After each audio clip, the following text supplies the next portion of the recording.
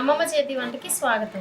ఈరోజు మన వంటగదిలో కొరమేను చేపల పులుసు ఎలా తయారు చేసుకోవాలో చూద్దామండి. కొరమేను చేపల పులుసుకి కావలసిన పదార్థాలు ఏంటో ఇప్పుడు చూద్దాము. 1 స్పూను జీలకర్ర, 2 స్పూన్ల ధనియాలు, 1 స్పూను గసగసాలు, 6 యాలకులు, చిన్నవి 3 దాల్చిన చెక్క ముక్కలు, 1 స్పూను యాలకులు, 1 స్పూను లవంగాలు. వీటన్నింటినీ మనం మెత్తగా మిక్సీ పట్టుకొని పక్కన పెట్టుకుందాము. ఒక 5 ఉల్లిపాయలు, ఒక 10 పచ్చిమిరపకాయలు తీసుకున్నానండి. ఉల్లిపాయలను అయితే చిన్న ముక్కలుగా కట్ చేసుకున్నాను. పచ్చిమిర్చిని మధ్యలో చీల్చుకున్నానండి. కొద్దిగా కొత్తిమీర, 4 రబ్బలు కరివేపాకు. చింతపండు తీసుకుంటున్నానండి. మీకు పులుపు ఎంత సరిపోతుందో దాని తగ్గ చింతపండు తీసుకో. ముందుగా చేపల పులుసు సరిపడా గిన్నె పెట్టుకుంటున్నాను. గిన్నె హీట్ అయిన తర్వాత అందులో ఆయిల్ వేసుకోవాలి. ఆయిల్ హీట్ అయిన తర్వాత మనం చిన్న ముక్కలుగా కట్ చేసుకున్న ఉల్లిపాయ ముక్కలను వేసుకుందాము. అవి గోల్డెన్ షేడ్ వచ్చే వరకు రోస్ట్ చేసుకోవాలి.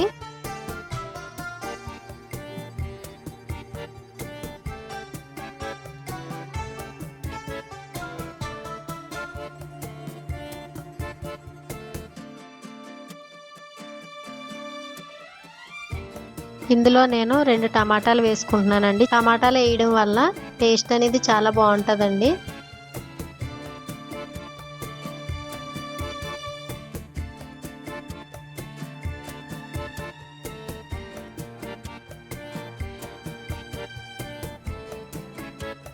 ఇందులో కొంచెం నేను కళ్ళుప్పు వేసుకుంటున్నానండి. 1/2 టీ స్పూన్ పసుపు వేసుకుంటున్నానండి.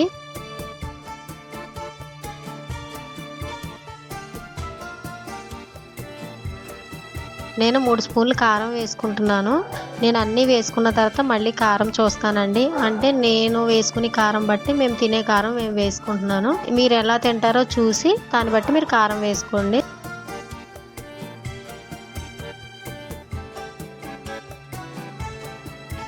చింతపండు పులుపు వేసుకున్న తర్వాత మనం ఇందులో వాటర్ వేసుకోవాలండి. అంటే మీరు పులుసులా కావాలంటే అట్లా వేసుకోవచ్చు, లేదంటే ఇగురుగా కావాలంటే అట్లా వేసుకోవచ్చు. చింతపండు పులుపు వేసుకున్న తర్వాత మనం ఇందులో వాటర్ వేసుకోవాలండి. అంటే మీరు పులుసులా కావాలంటే అట్లా వేసుకోవచ్చు, లేదంటే ఇగురుగా కావాలంటే అట్లా వేసుకోవచ్చు.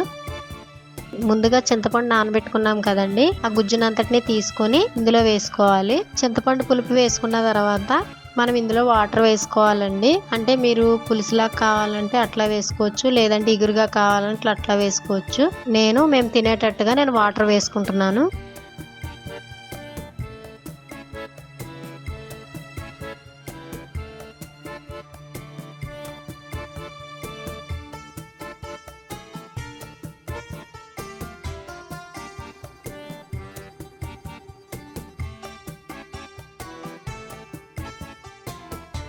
అన్నీ వేసుకున్న తర్వాత మనం కడిగి పక్కన పెట్టుకున్న కొరమైన చేప ముక్కల్ని వేసుకోవాలండి. అన్ని ముక్కల్ని వేసుకున్న తర్వాత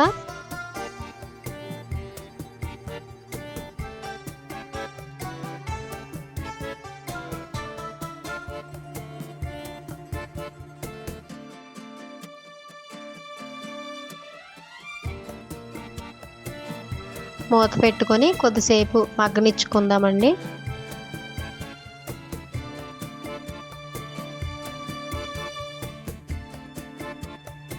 మనం చేపల పులుసు అనేది ఎప్పుడు కూడా గట్టితో తిప్పితే ముక్క అనేది పాడైపోతుందండి. మనం గిన్నెతోనే క్లాత్ పట్టుకొని ఇలా తిప్పితే కనుక మనకి ముక్క అనేది పాడవకుండా ఉంటుందండి. నేను చేపల కూర ఉడుకుతున్నప్పుడే నేను కొంచెం కరివేపాకు వేసుకుంటున్నానండి. అలా వేసుకుంటే మంచి స్మెల్ అనేది ఉంటుందండి.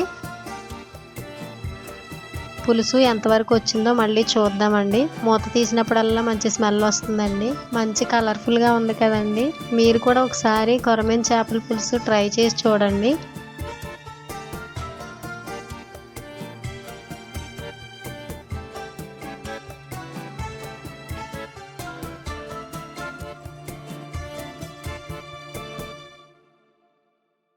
ఇందులో ఇప్పుడు మనం మసాలా వేసుకుందాం అండి. ముందుగా నేను చూపించిన దాన్ని మనం మిక్సీ పట్టుకున్నాం కదా, ఇప్పుడు దాన్ని వేసుకుందాము. మసాలా అంతా వేసుకున్నాం కదండి, మగ్గిపోయింది.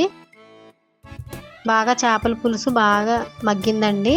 ఇప్పుడు ఇందులో మనము కొత్తిమీర వేసుకుందాము. చేపల పులుసు చివరిలో కొత్తిమీర వేసుకుంటే స్మెల్ చాలా బాగుంటుందండి.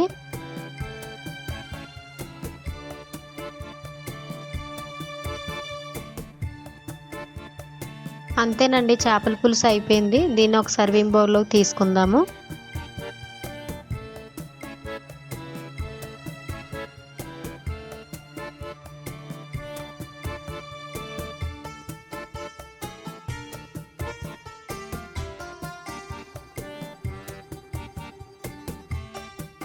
ఎంతో నోరూరించే కొరమేను చేపల పులుసు రెడీ అయిందండి. దీన్ని సర్వింగ్ బౌల్లోకి తీసుకొని సర్వ్ చేసుకుందాము. మీరు కూడా ఒకసారి ట్రై చేసి చూడండి.